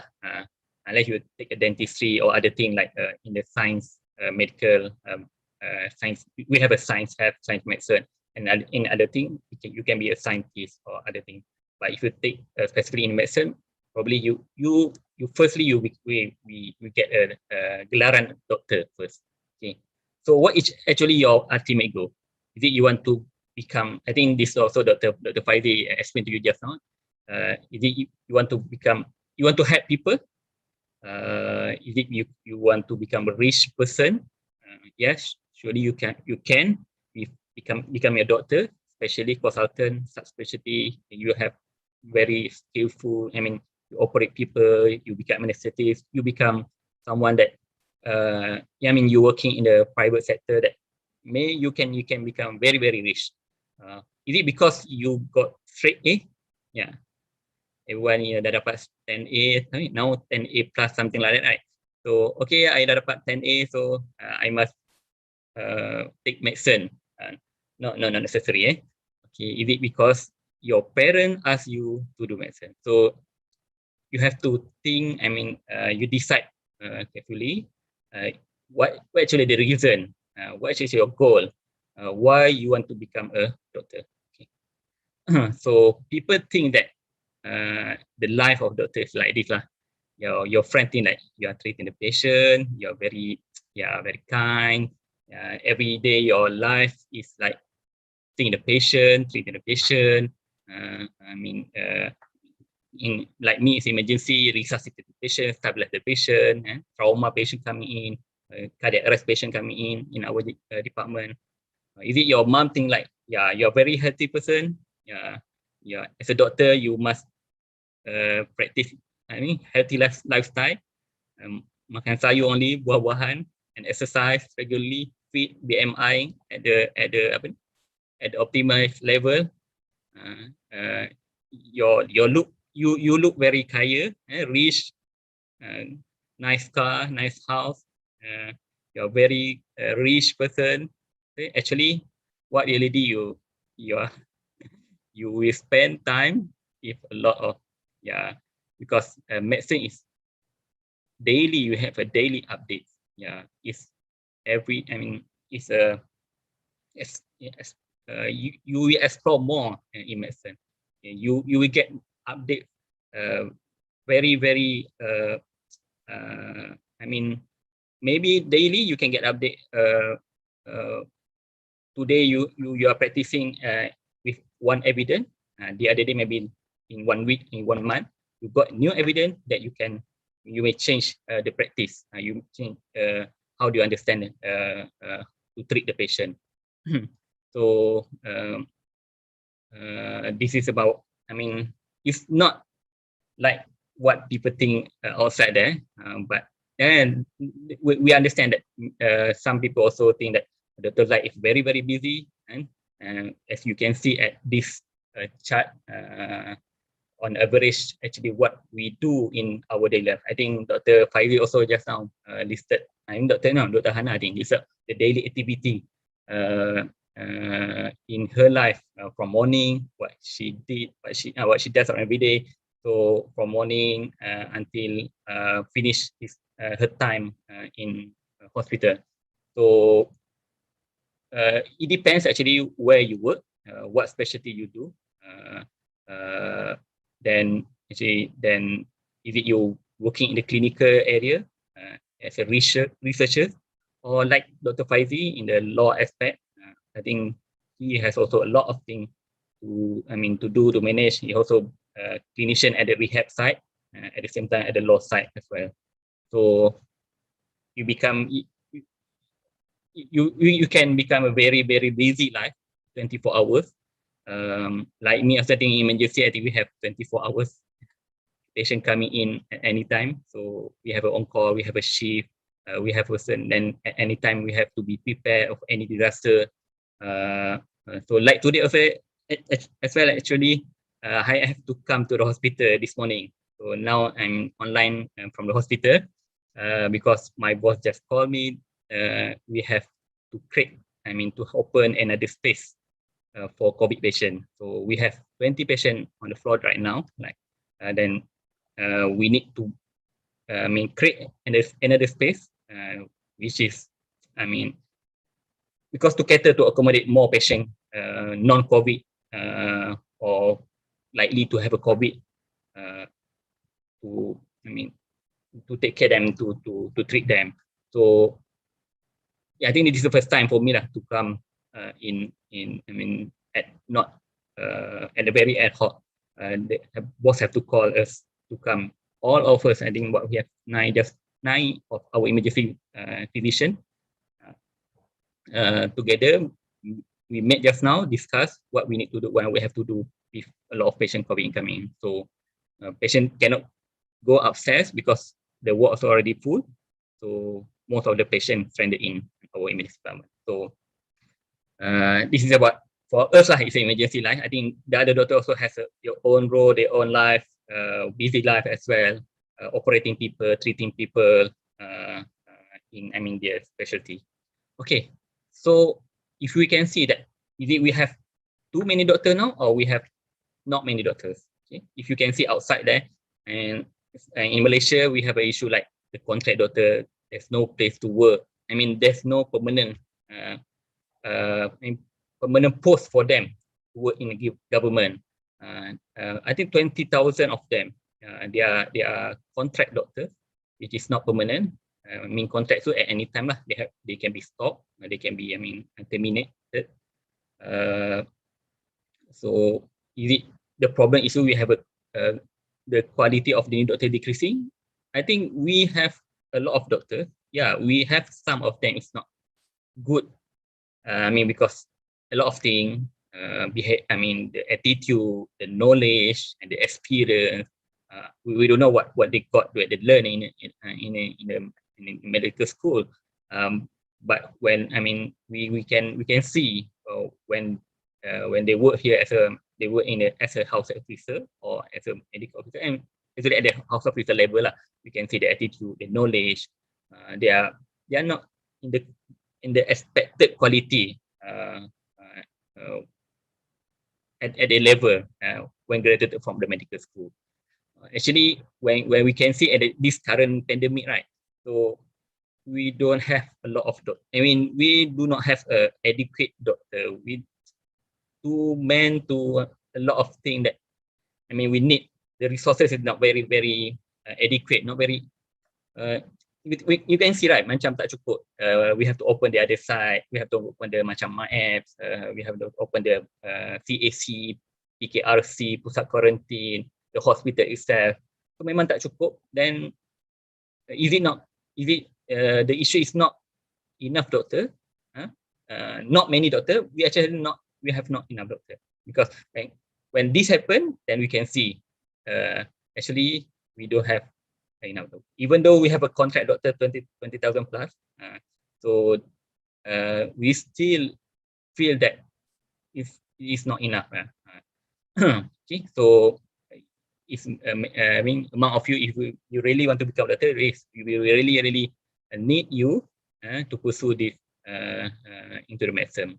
But again, back to the earlier slide, you really have to decide properly what is your goal, what is your objective, what is your end. You have to think at the end of your life, actually what you want to become in the future. Okay, kalau nak jadi doktor, so decide properly. This is my and this is I really love to become a doctor, and you need to to decide. Maybe I think dekat medical, dekat your dekat secondary school at KYS pun, I think you have this stream, right, macam the science ke, business ke, atau it's not biology, not in the biology side, you didn't kalau you tak ambil biology, quite difficult lah to pursue.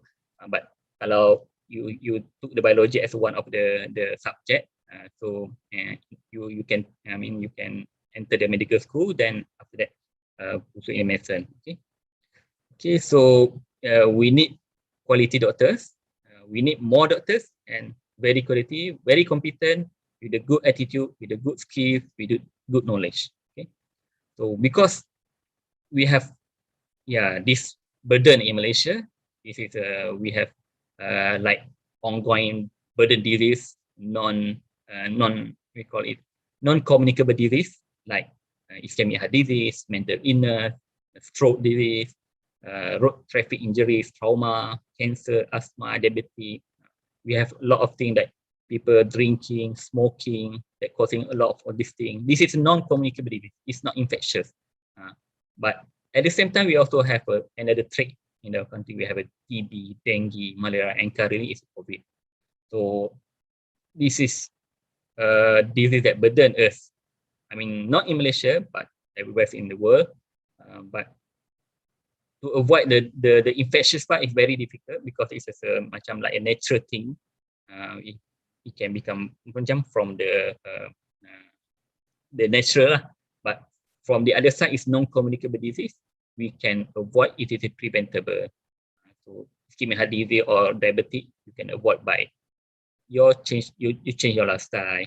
You take less salt or sweet foods, everything, and not smoking, not drinking. Okay, you take care of yourself. Try to avoid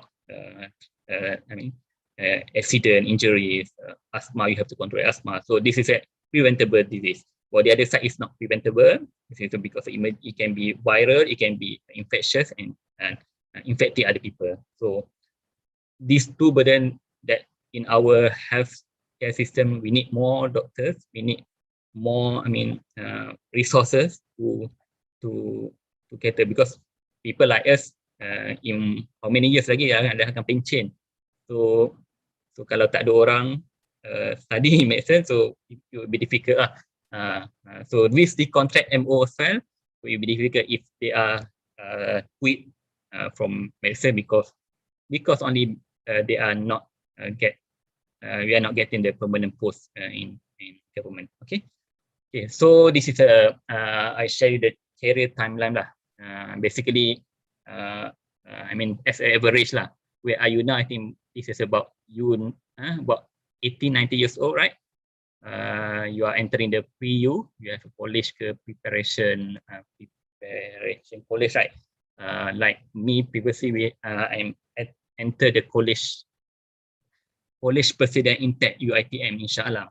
So after that, about 3 months, we were prepared for more to the learning the Russian language. So then before we fly to Moscow, Russia. So PU, and you're entering the university as a medical student about 5 to 6 years.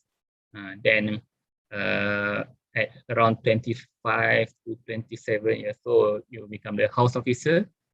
So then if you graduated on time as the house officer, no extension, so you will be posted as medical officer. I think this is my timeline. I think this we are settled here without the contract issue. But I mean, in future we don't know yet, because this issue still they are discussing about.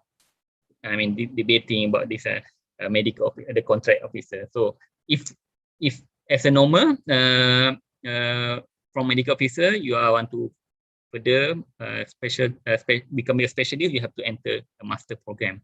It's about maybe as early as 30 years old or 29 years old, 4 years of the program.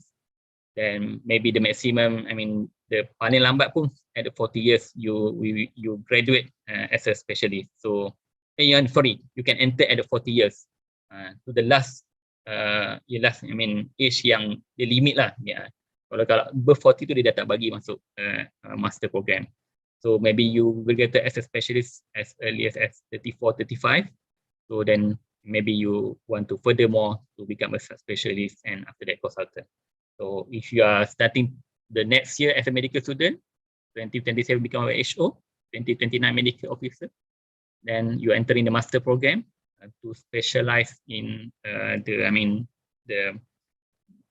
bidang apa lah you suka nanti during that time. So specialist, after 5 years you can become a consultant, and after that senior consultant.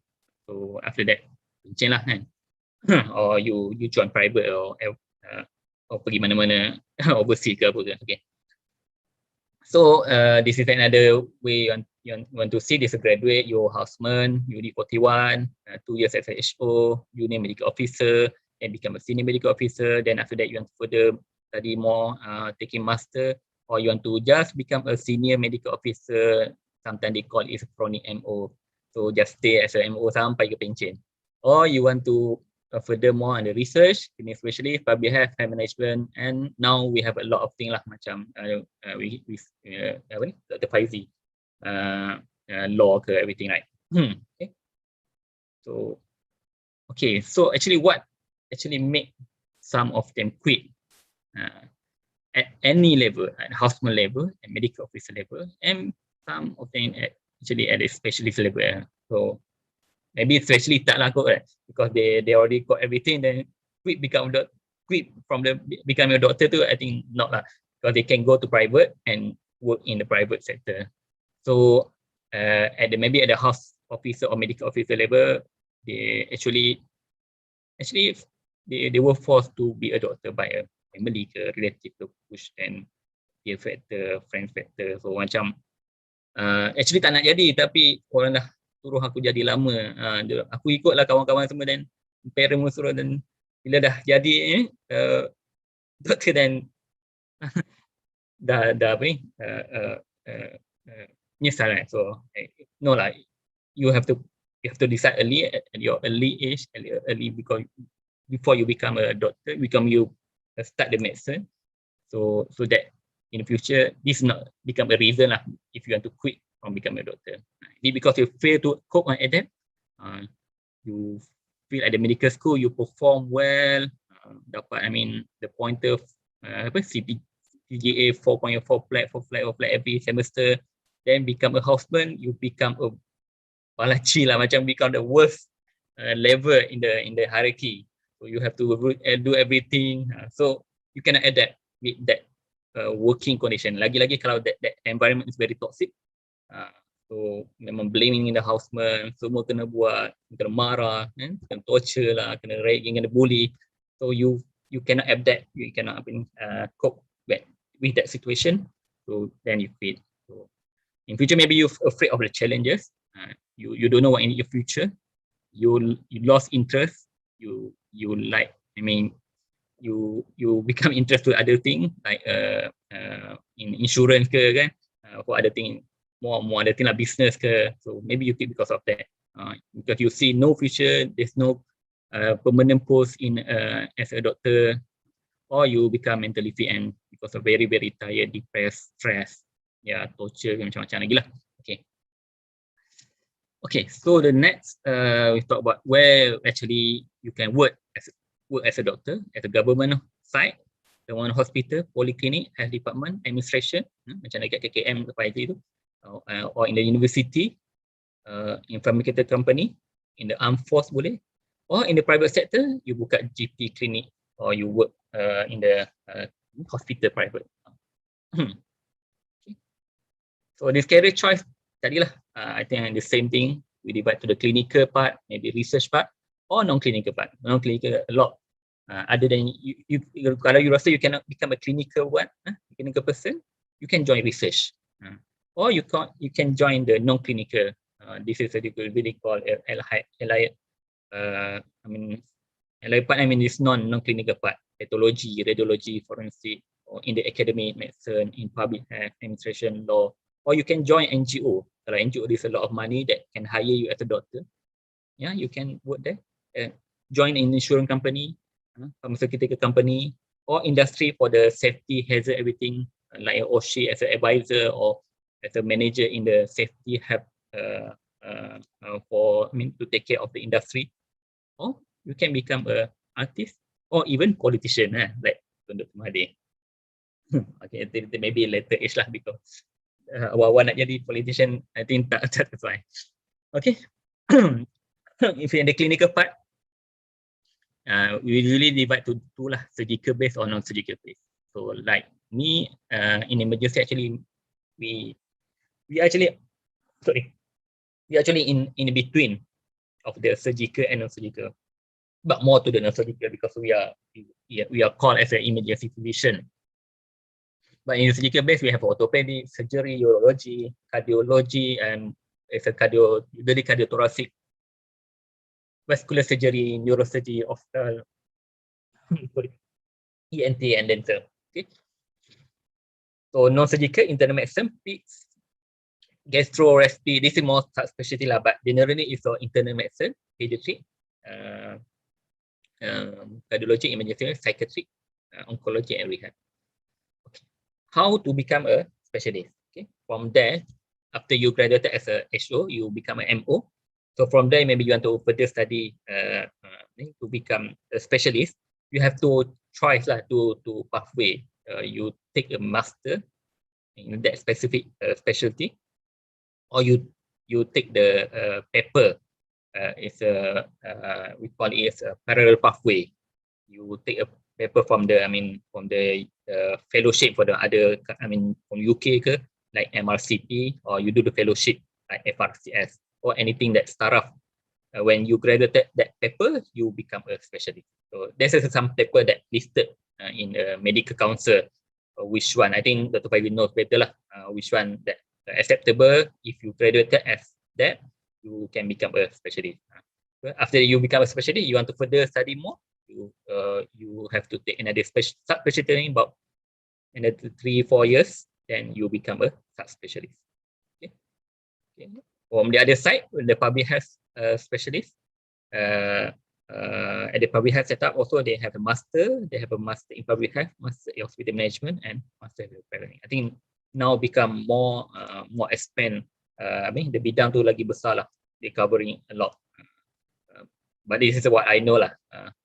Okay. The research side as well. You further in the research postgraduate the program. To become a researcher at the IMR, CRC, HSR. This is what we have in Malaysia lah. IKU behavioral research. Okay. So this is the university that you can choose when you want to further in Malaysia. The main usually is UM, UKM, and USM, and the rest they do not have macam ada UM only yang ada macam rehab, oncology, and the sport medicine, other than yang lain lah. Because UKM, USM tak ada yang that three. So UM ni biasanya ada semua everything. But UKM also like yang main one ada like medical, orthopedic, surgery, emergency, UKM, UM. But UPM, UIA, UITM ada they just started few program for the master. But I do not have the recent one lah. So you can further on, but this maybe in your time nanti lagi banyak lah. Okay, so this is a subspecialty training. So yeah, you can see a lot of program and a lot of subspecialty training. So actually we need more doctor to further in this specific lagi subspecialty training. So dah lah kita memang doktor pun we rasa tak cukup, specialist lagi lah tak cukup, and subspecialty lagi lah tak cukup. So if you kata people say that kita dah banyak doktor, yeah, maybe in term of ratio in Lembah Kelang, maybe ratio tu dah almost achieve that WHO tetapkan. But I think kalau you go specific generally in Malaysia, still not enough. The rural area, the Sabah, Sarawak, or kampung-kampung dekat urban or rural area memang tak cukup lagi. And especially lagi lah tak cukup, and especially lagi lah tak cukup. Okay. So we need people more continuously further study. Masuklah medicine. Okay. Okay. Kalau in the government side, if you become a specialist, you have a specialty allowance. hospital they have pun ada their own hospital management, ada allowance sendiri. You have a critical allowance, on-call, locum, some of the promotion, and also if you are, you're sick, you admitted to the hospital side, you won't pay anything lah, because because it's your government officer. Kalau you kerja dekat luar, private, you nak masuk hospital kerajaan, you admitted in the hospital kerajaan, then you have to pay everything. Okay. So this is about for my emergency about my side lah, emergency medicine. So this is about our life, very busy, resuscitating, stabilizing the people. At the same time also we have to see some non-urgent, non-emergency people as well. So you can see their waiting time vary sometimes up to 4 hours, because why they are waiting here, we have to entertain more or prioritize the emergency one, the life-threatening one. Okay, we have overcrowding situation. We don't have enough trolley place, because people sometimes they think there's an emergency, they come like this to the emergency level and occupy and overcrowding our department. Okay. But at the same time, we have the real emergency, life-threatening patient that need more priority to be treated. Okay, we have a trauma. Okay, this is everyday, our daily life, massive like this, very messy. I think this is dekat overseas lah, because kat our side ni we cannot show apa ni, gambar tak boleh ambil gambar. So this is what I took from the Google. Okay, so this is our life at the hospital, pre-hospital, at the outside, our ambulance, stabilizing people, taking people. Helicopter tak ada lagi lah, emergency, but we do have helicopter for transfer, but for the response as an ambulance we still don't have. Transferring, okay, stabilizing, treating people at the site. Okay, this is our life as well, disaster. So opening at the site, treating people at the site, triaging, saring, triage people at the site, open the bed, open another field hospital, treating unknown, hazard. We don't know whether this is a chemical exposed, biological exposed, or radiological exposed. We need to wear proper PPE, full PPE, covering everything with the oxygen, cover up, respiratory breathing apparatus. Okay, so we also have we are treating the pediatric emergency patient coming in. Kids also have their own acute problem. So this is all about our specialty lah.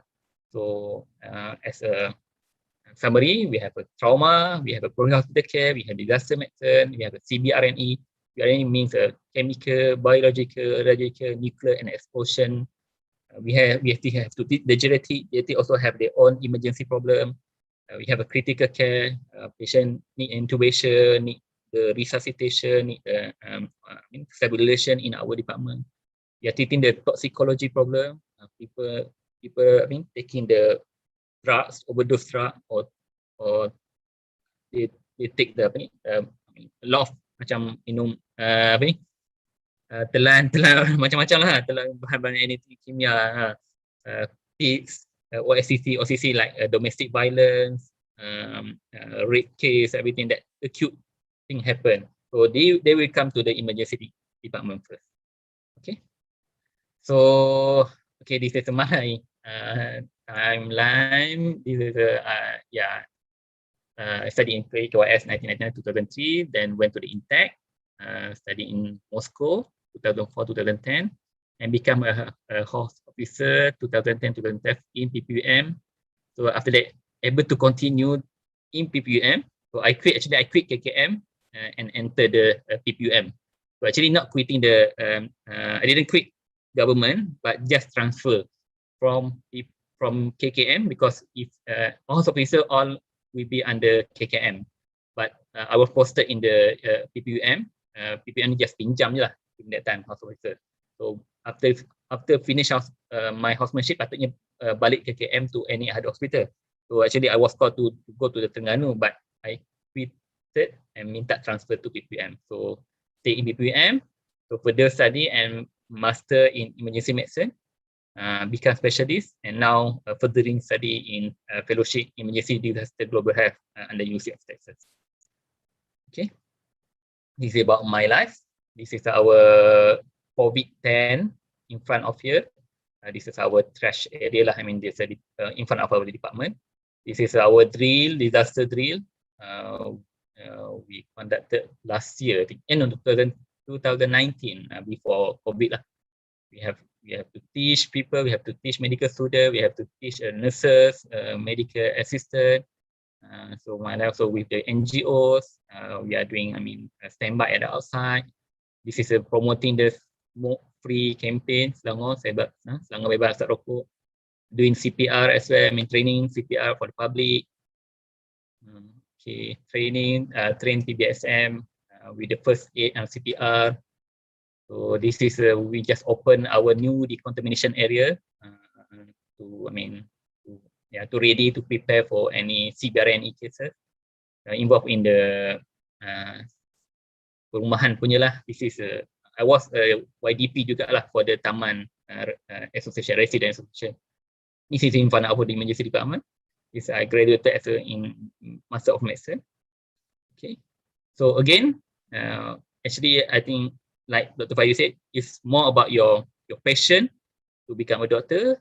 And furthermore, when you become a doctor, you will know which one specialty, which one you want to furthermore in your life. You want to become the emergency physician ke, pediatrician ke, internal medicine physician, surgeon, ONG, anesthetist, or everything. You will go through further housemanship, then you will like which one, and from there you will decide where do you want to go. Okay. So for me, I think you just try first. Then you will know which one that suit with your character, with your passion, with your, I mean, which one you like most during the training. Okay, so I think that's all for me. This is my family. Also, orang lagi, kurang apa ni? The youngest one is 2 months old. Okay,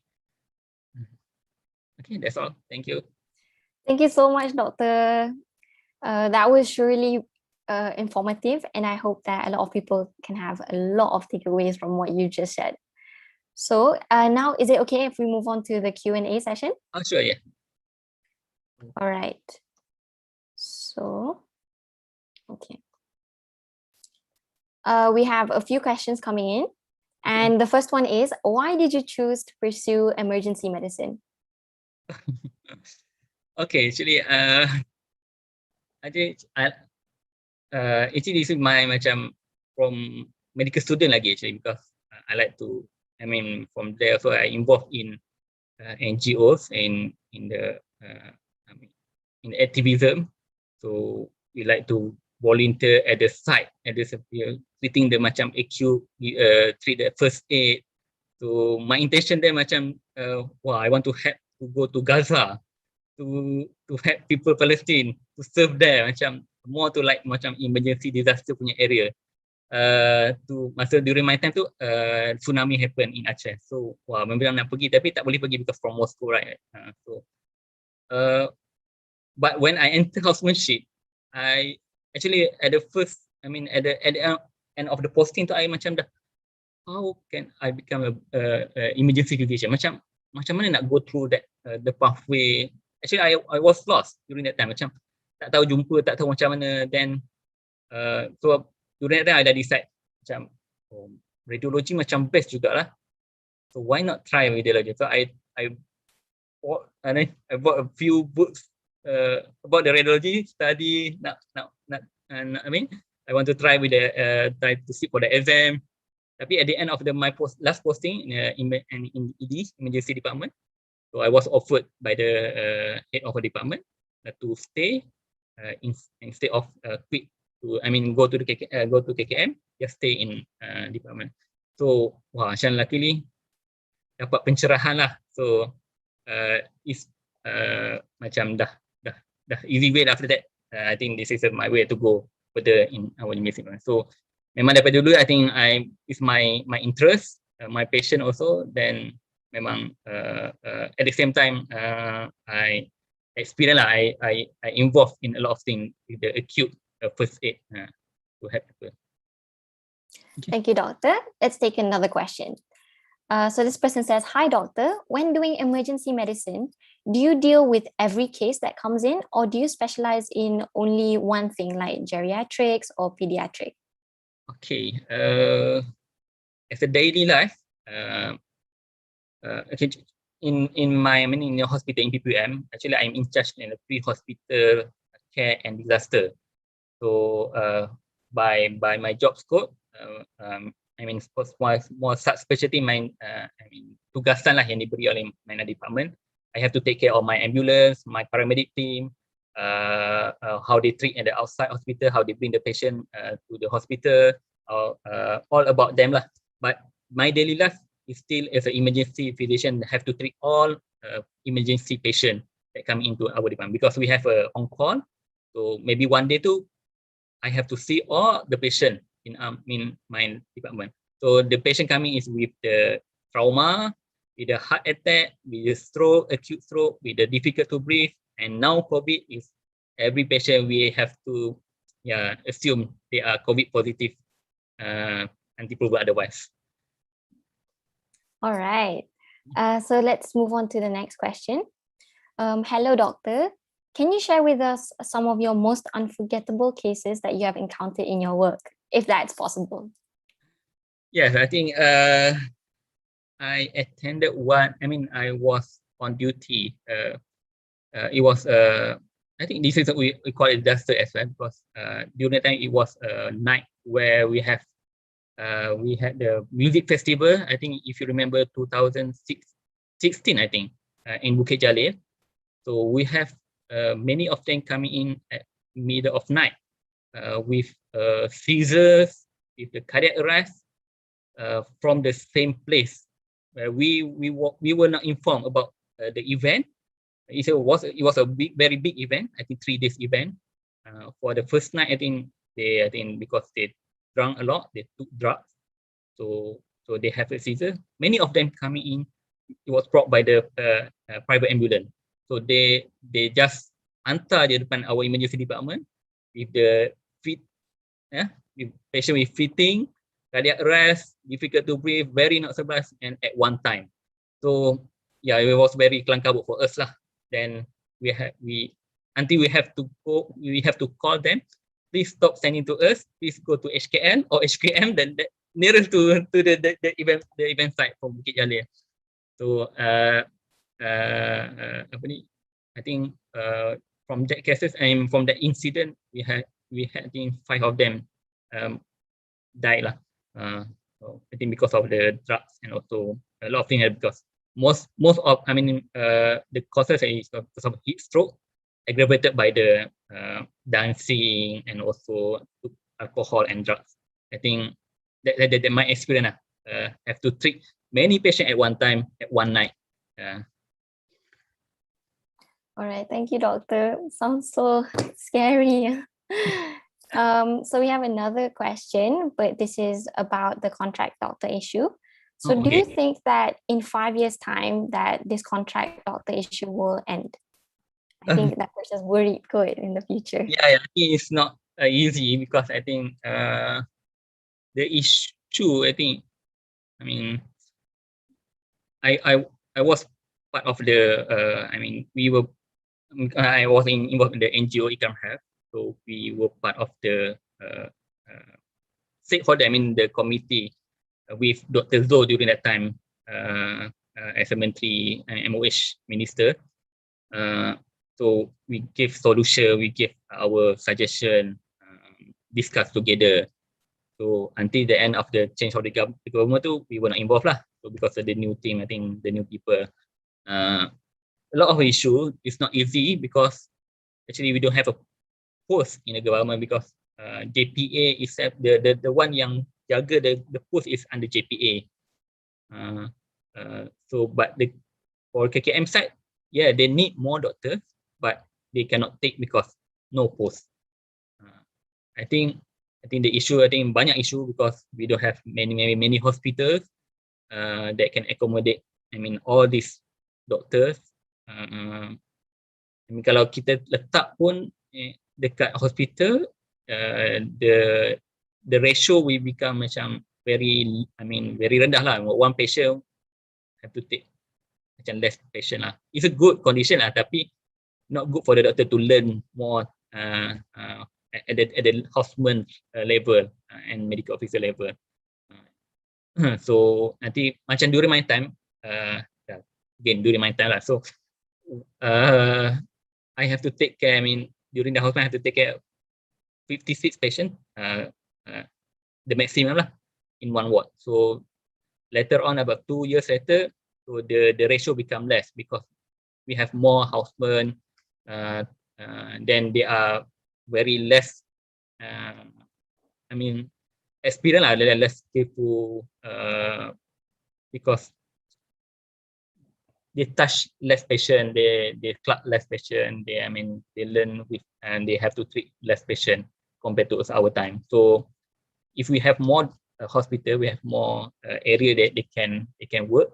So I think they can take, but I don't know whether we can solve this within 5 years. But I think if they want to take this all the 20,000 at one time, it will be difficult, but they can take sikit-sikit lah.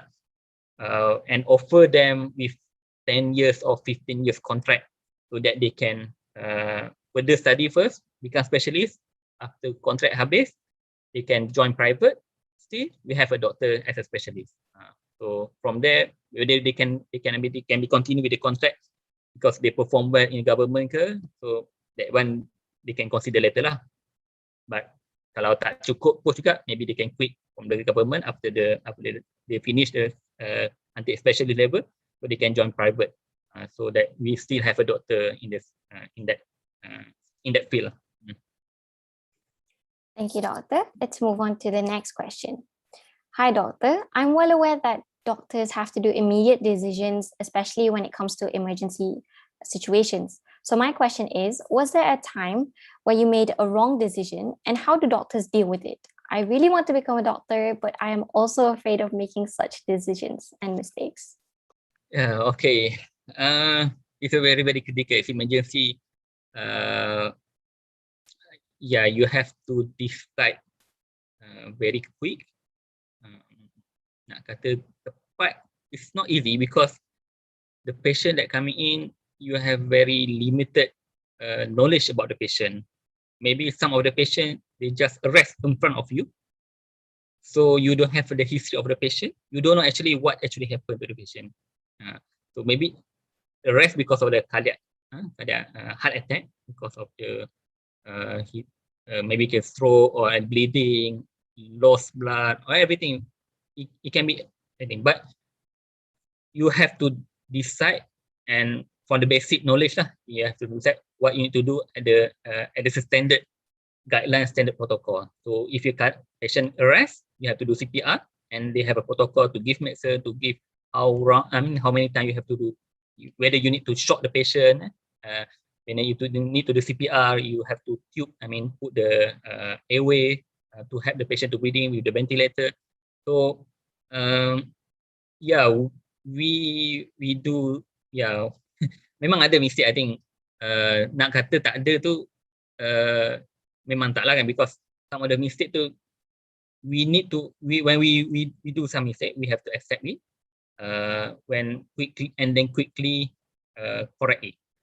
So if you do not accept, macam you very ego, tak nak accept, no, I didn't do the mistake, so and people know that you did a mistake, this is your mistake, then you tak mengaku ataupun you very ego, so it will be difficult.